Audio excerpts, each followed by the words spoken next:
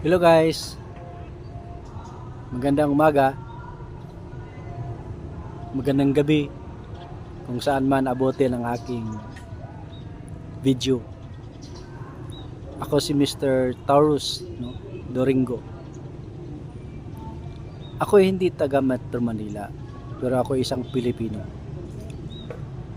Ako ay hindi professional vlogger at professional content creator. Bago lang ako sa larangan ng social media at gusto ko lang magbigay ng aking opinion sa Metro Manila na before Isko Moreno sa Metro Manila, talagang masubaybayan natin at nakikita natin kung gaano kadumi or kalat ang Metro Manila. Lahat ng sulok ng Metro Manila makalat. Pero since nung dumating si Isko Moreno, nung inihalal niyo siya, pinaupo niya siya sa Manila City Hall 2019. Pero makikita na natin since nung nanalo siya, dahan-dahan na siya nagtatrabaho, no? Makikita natin ang kanya mga ginagawa na talagang nililinis niya ang buong Metro Manila. Pinapaganda niya, inaayos niya, ino-organize niya ang buong Metro Manila. Kaya ganun siya kagaling na leader, no? Marami nang dumaan na leader sa Metro Manila, mga kilalang tao. Pero nakikita naman natin ang kanilang mga ginagawa na talagang walang pinagkaiba, no? Talagang umupo lang sila sa Metro Manila para magkapera at para magiging untouchable sa kanilang mga agenda, no? Kanilang mga businesses or kung ano man kanilang mga pinoproteksyonan na kanilang mga negosyo. Pero si Isko Moreno talagang hindi lang siya bastang umupo, kundi talagang nagtatrabaho bilang isang mayor. So, bago siya umalis sa Metro Manila, talagang pinaganda niya at inayos, no? Binawasan ang mga korupsyon sa City Hall, no? Binawasan yung mga eskalawag na mga traffic enforcer, no? Mga fixer dyan sa Treasurer's Office, sa Business Department.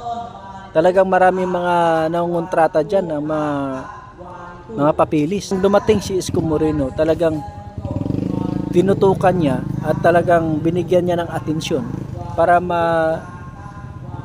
mawala yung mga ganong klaseng aktibidad loob ng City Hall ng Metro Manila.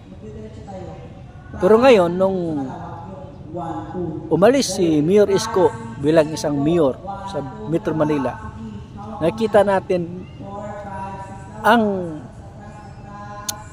kakaibahan, no? Although nagtitiwala naman si Mayor Isko kay Hani Lacuna, pero makikita natin na talagang very feminine, no? Wala siyang political will. Hindi katulad sa mayor ng Davao na si Mayor Inday Sara Duterte nung una, na kahit babae siya pero meron siyang political will dahil namanan niya sa kanyang magaling na ama na si Pangulong Rodrigo Roa Duterte. Pero ito si Mayor Hanelit Lacuna, talagang pinanindigan niya ang kanyang pagkababae, no? Talagang binilog ang kanyang ulo sa mga nakapalibot sa kanya ng mga mapagsamantalang politicians, no? Kaya nakikita natin na talagang ang kanyang ginagawa sa Metro Manila ay talagang wala sa kalahati, no? Wala pa sa 1/4 sa mga accomplishment ni Isko Moreno. Oh. So, kung ako ang taga Metro Manila at nakikita ko ang kagandahan nung ginawa ni Isko Moreno, bakit ko hindi ibalik si Isko Moreno sa kanyang posisyon bilang isang mayor, no? Within 3 years, guys, kita nyo kung gaano ka ganda ang Metro Manila. Sabi nga ni Pangulong Duterte nung una na pag ang Metro Manila ay mapabayaan, liderato sa Metro Manila, maiiwanan siya ng karatig bayan or karatig city ng entire Metro Manila. Pero nung umupo si Isko Moreno, hinabol niya, binalik niya ang kagandahan ng Metro Manila.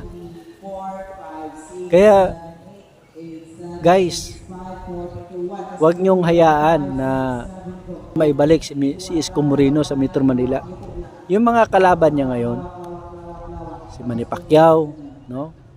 Metro Manila bilang isang mayor, si Amy Marcos, no? May mga rumors na tatakbo si Amy Marcos bilang isang mayor sa Metro Manila. Si Hanelit Lacuna, 100% naman na talagang tatakbo siya uli pagka-alkalde ng Metro Manila. Itong tatlo na ito, si Manny Pacquiao magaling, no? Very generous, no? Mabait. Pero makita naman natin yung accomplishment ni Manny Pacquiao pagdating sa politics, no? Magaling si Manny sa boxing. Magaling siya sa sports. Pero pagdating sa management ng syudad, hindi natin basta-basta ipagkatiwala sa isang Manny Pacquiao. May kakayahan siya, oo. May pera, may power, no? Pero hindi pa siya subok, no? Wala pa siyang naipakita na accomplishment pagdating sa executive department. Sa Senate, oo, magaling. Maganda sa Senate, buboto ko siya. Si Amy Marcos naman, nagiging gobernador na siya ng Lawag City. Nagiging congressman. So nakikita natin ang lawag nung hinawakan siya ng mga Marcos, di ba? So ano bang maganda sa lawag? Ano bang meron sa lawag, di ba? Actually, kung wala yung windmill sa lawag, hindi man yan kilala. Diyan sa lawag, hindi yan makikilala ang Ilocos Norte. Oh. So ang Ilocos Norte, ang lawag, naiiwanan pa rin siya.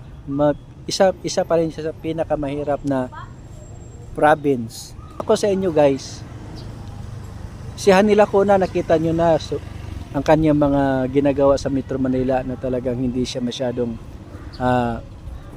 kalidad pagdating sa pag-handle sa leadership sa Metro Manila.